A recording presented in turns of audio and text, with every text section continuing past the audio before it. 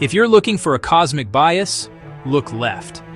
Galaxies often show a preferred left-handed spin. Most planets spin counterclockwise when seen from above.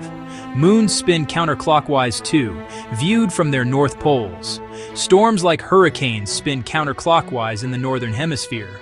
Amino acids also lean left across life on Earth. Proteins use left-handed amino acids almost universally. Left shows up more than chance would allow. Let's connect the dots.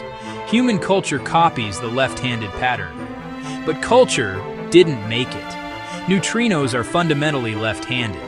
The weak force enforces that handedness, not human convention. That makes neutrinos the best candidate for a universal handedness anchor. A tiny rule might ripple up through scales. Chemistry and life could inherit that handedness.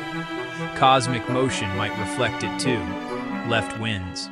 And physics might be why.